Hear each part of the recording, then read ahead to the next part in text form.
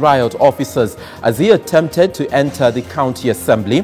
His ally, MCA Kajuju Ward Roy Samo, was also caught up in the melee as the officers lobbed tear gas canisters, and passers-by were also forced to scamper for safety as police engaged in running battles with the lawmakers outside the assembly. Now, Kisumu MCAs had yesterday drafted a motion to impeach the embattled Olowo, who is facing fraud-related charges. The motion is yet to be debated.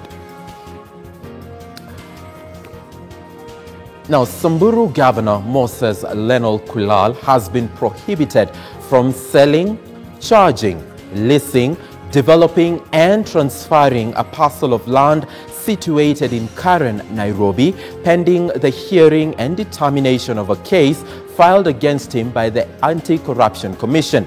The governor has also been barred from dealing with funds contained in 2 accounts held at the Kenya Commercial Bank. Now, in the suit, the Ethics and Anti-Corruption Commission is seeking recovery of over 80 million Kenya shillings from the governor as proceeds of corruption and for forfeiture of the parcels of land acquired with the proceeds of corrupt conduct.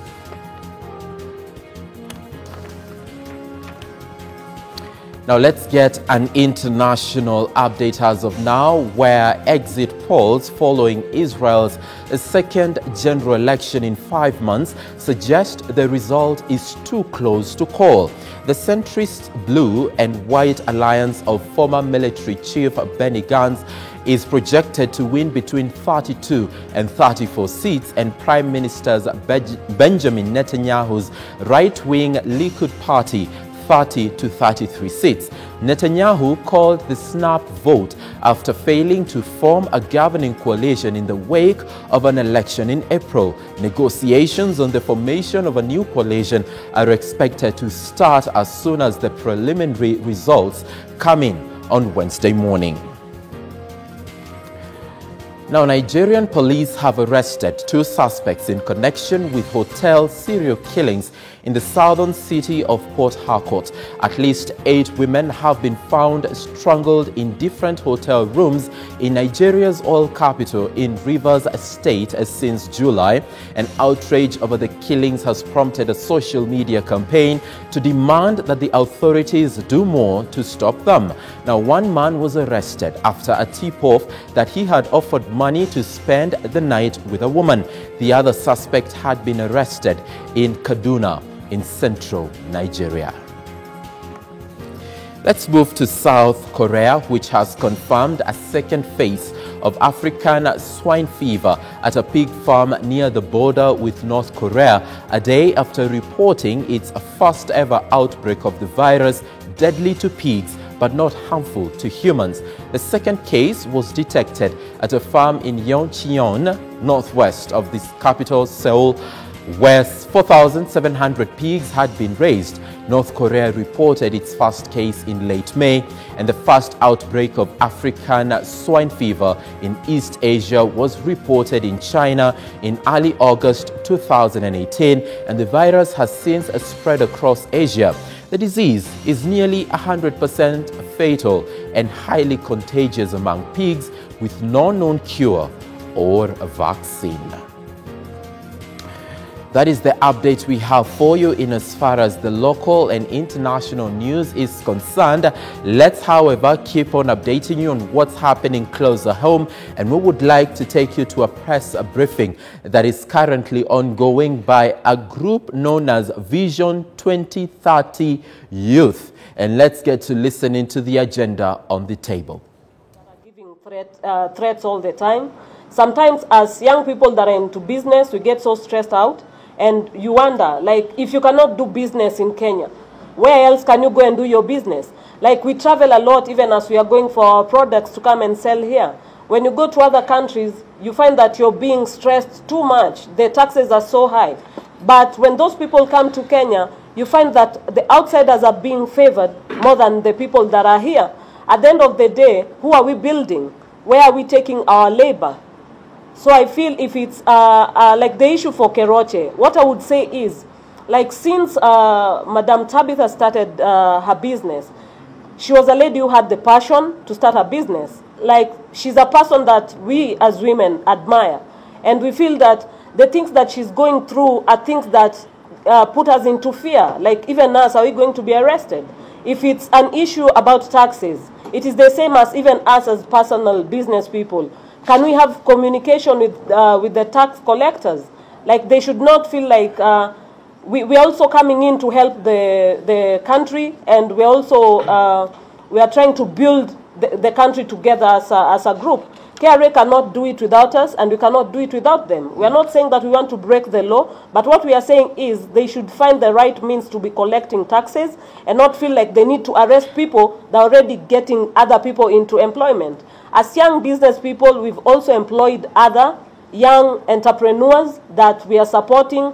So, like, you find also these major business people are the ones that we look up to. So if they're being harassed, it comes down to us. So as young people are being affected, and we feel that the country or the government needs to take care of its people. We cannot be taking care of people all the time that are coming from China. They're so comfortable. Everybody else is so comfortable. We are the ones that are being actually chased every day. We are told that every day if you cannot give a good bribe, you cannot be able to handle business in Kenya. We are asking the government, please take care of us so that we can also build this country together. Thank you. Yes. Yes, thank you. As I said,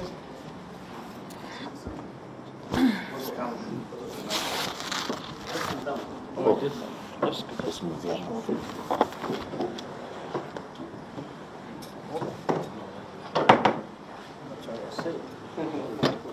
That is a youth caucus. It's called a Vision 2030 Youth, basically a political wing, and it's just commenting on various issues that are currently within the agenda of public interest, I may say. But moving on, let's take you to Kitui County. And we had the County Public Accounts and Investments Committee, expected to query the county government of Machakos over audit queries arising from the financial period 2016-2017 as well as 2017-2018. Now, as of now, we can tell you that the county government of Machakos will not be appearing before this select committee, and they've actually issued communication as to why they will not be doing that. And if I may just but take a section of that communication that comes from the county government of Machakos, Office of the Governor, and the reference is meeting with the Senate Sessional Committee on County Public Accounts and Investments. And the governor says that as you are aware, Machakos is among the 4 pilot counties implementing universal healthcare program recently. Also, okay, he explains a lot in as far as that is concerned, but this is what he says in a nutshell, that Governor Mutua will not be appearing before the Public Accounts and Investments Committee of the Senate in Kitui. He alleges that there are plans to heckle him and cannot appear in such a sitting, and he says that senators can reschedule the sitting to another day past October, as he is still engaged, or he will be engaged until then. A response from Moses Kajwang, that is the chair of the County Public Accounts and Investments Committee. He says that I find this letter very childish. You cannot address the Senate in this manner. This letter is gross and full of drama, and we must pronounce ourselves on this letter and give the way forward. That is the state of affairs from Kitui County as of now. Remember, it's not the only event that is likely to happen today in Kitui, courtesy of a brief that we got from our reporter Daniel Kariuki. The ICT committee of the Senate will be engaging members of the public in Kitui County on the Data Protection Bill 2019 in a bid to just take it through public participation. So yet another issue that we shall be following up for you right here at K24 TV. However, right now, this is Ledama Olekina, a member of the County Public Accounts and Investments Committee. Let's cross over and listen in to what He's saying, people who committed suicide in Machakos when they were not paid their money. So, Mr. Chairman, I'd like to request that the way forward is for us to engage our colleague from ESCC and maybe even move and request this committee to adopt this report as is, you know, so that we don't waste time. We are limited in time. We have so many other counties that we want to be able to proceed and give the people of, you know, that county, or rather the governor of that county, an opportunity to mitigate the issues raised by the auditors. But since this governor has completely shown that he does not want us to mitigate, I think the issue is, one, we summon him. Number two, I think we adopt the report as is. And then number three, maybe you write to, I think Article 125 gives you that power, gives you the same powers as a High Court judge. And I think this committee pronounce itself and direct ESCC, I don't know whether direct is the right word, but maybe recommend really immediate prosecution. Because there's really nothing else that we can do. Thank you, Mr. Chairman.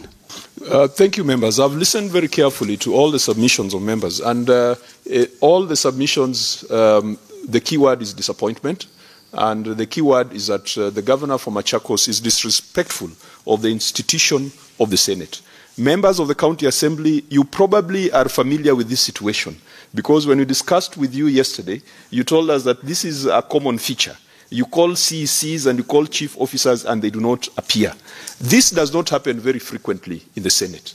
Indeed, Machakos County has made a reputation of either appearing and not satisfying this committee, as Senator Omanga indicated, or not appearing, as has happened today. A few issues that then we will need to consider as we go forward. All sorts of adjectives have been used to describe this letter. Irrelevant, frivolous, condescending, disrespectful, irresponsible, and even unconstitutional, because it limits and it minimizes the role of the senator. The senator has a duty to oversight and also to represent the interests of the Machakos County. And so we cannot accept a situation where a governor wants us to discuss the accounts of a county in the absence of the senator. That is unconstitutional. Number two, it is not for the governor to determine the manner in which the proceedings of this committee shall be undertaken. It is not for the governor to determine that the presence or absence of certain persons in this committee shall minimize the objectivity of this committee. As has been stated by Professor Ongeri, this committee has dealt with 46 other counties. And all along, we have been objective. We have been rational. We have not allowed goons. And even the senators who have come in as friends of the committee, the same way Senator Dr. Zani is here and Senator Kabaka is here, have conducted themselves in the most civil manner. So governors cannot dictate to the Senate the manner in which they are going to conduct their sittings. Number three, to repeat, we sat in this chamber up to 9 p.m. yesterday. We took almost 6 votes to ensure that counties get resources through the county allocation of revenue. And I've already indicated that Machakos County is getting 7.7 billion, 600 million less than the prior year, because the county government of Machakos is fiscally irresponsible. That is why it is losing. It is not meeting its own source revenue targets. Now, Senator Kabaka, you have to go back to Machakos and explain to the residents of Machakos why you as a senator allocated 600 million less. And it is not because of you as a senator, it is because of the governor and the manner in which he is running the affairs of Machakos County. Sometimes, when I look at some of the proposals that have been put to the nation on constitutional reforms, sometimes I sympathize with certain sections of what Ekuro Okot has put to the nation. Ekuro Okot proposes to amend Article 157 that talks about the Director of Public Prosecutions. And I know this is very contentious. And I know that it might not be the right position. But the habits and the actions of people like the governor for Machakos sometimes convince me that we need to give certain thought to that amendment of Article 157. Because that initiative proposes to amend Article 157 and says that the DPP shall use both general financial audit findings from the Auditor General as a first piece of evidence in all theft cases and in no value for money cases. He proposes that the DPP shall prosecute all public and state officers responsible for all adverse audit findings within 60 days of audit completion. And he also proposes that the DPP shall write to all officers responsible for adverse audit findings, demanding they leave office within 30 days. If sometimes you get good intentions packaged in with other poisonous things. Sometimes I think that some of these amendments to Article 157 deserve some merit, despite the poison included in other aspects of that particular bill. But when you look at the actions of the governor for Machakos, sometimes you get convinced that we probably should just adopt all audit findings. Now, how do we move forward? Article 125 gives the Senate the power to call for evidence. And it says that either House of Parliament has the power to summon any person to appear before it for the purpose of giving evidence or providing information. Indeed, the Senate sent out a notice on 28th of June 2019. Our invitation to Machakos was not sent yesterday. It was sent on 28th of June 2019. It was followed by a letter in June. We're in the month of September. And the governor, in his version of courtesy, decides to send a letter that was received by the Senate yesterday, last night. The Senate is here on public resources. We cannot tell the nation that we came for Senate Mashinani in Ukambani, and then all the governors for Ukambani have run away. Yesterday we excused the governor for Kitui. She gave reasons, which I personally don't find satisfactory, that she was busy hosting the Senate. It is a county assembly that is hosting the Senate. It is not the governor hosting the Senate.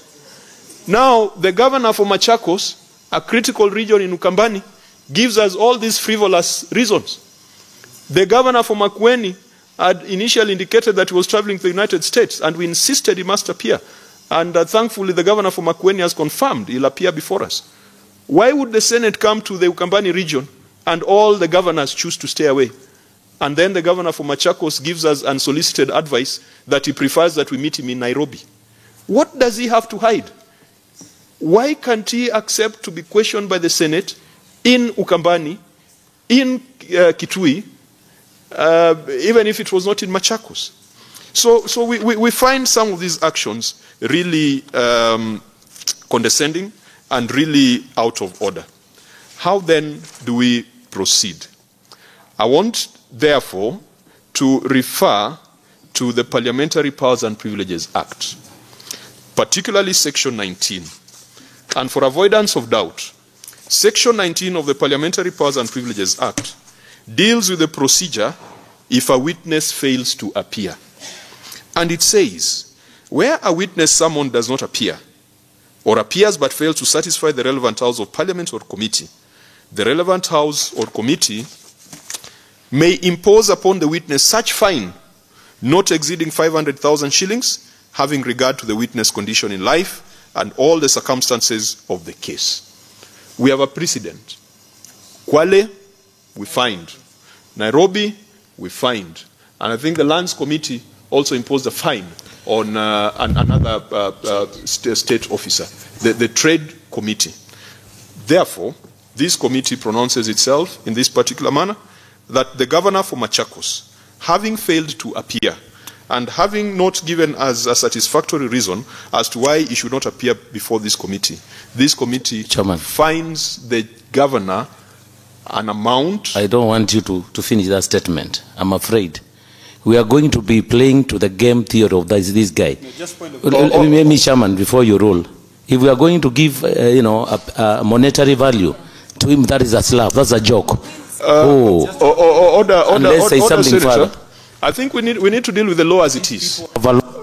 We need to deal with the law as it is. Let's first deal with the Parliamentary Powers and Privileges Act, because we also need to demonstrate to the members of the County Assembly. If the CECs and CEOs disrespect them, they have a recourse to the law. Just on a point of order, Chair. Senator Lekina, make it brief. And I think my point of order has come in as a result of the interception by my colleague. My thinking and reading of Section 19 of the Parliamentary Powers and Privileges, that action will result after the summons. So the first thing that I'd like to understand, Mr. Chairman, is whether it was an invitation or a summon. I would plead with you that once we've looked at that, if it wasn't a summon, then we do issue summons for him to appear here tomorrow. We can seek leave from the Speaker for us to be able to have him. If he fails to appear tomorrow, then we now apply the Parliamentary Powers and Privileges Act. That's number one. Number two, on the issue of my colleague, that in his service punitive, he doesn't pay that money from the kitty of the county government. He pays it from his own money. And most importantly, it will go in his record. And ESCC will have a very good time finding out where this 500,000 has come from. It will follow through. And I think maybe as you're proceeding further in terms of your orders, I would like and I would beseech you to look at the interpretation of that act. Thank you, Chairman.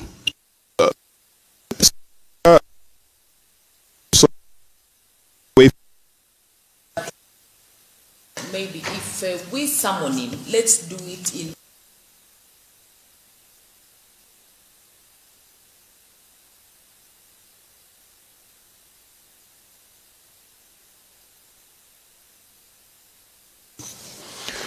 The institution of Parliament, Professor, I see you are seeking intervention. Brief one. Yeah, we have precedences set. When we went to Mombasa, the governor of Mombasa. Now, as this issue is still being discussed by the County Public Accounts and Investments Committee, remember we told you that there was a letter that the Office of the Governor had written to this select committee of the Senate excusing himself from appearing for those hearings.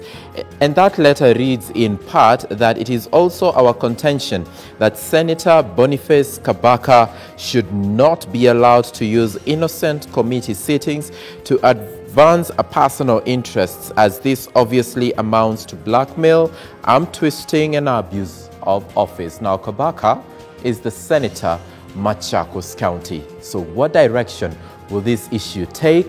You can be sure that at K24 TV, will give you the precise details in as far as that story is concerned. 28 minutes past the hour. Let's take a break. We return with much more in just a moment.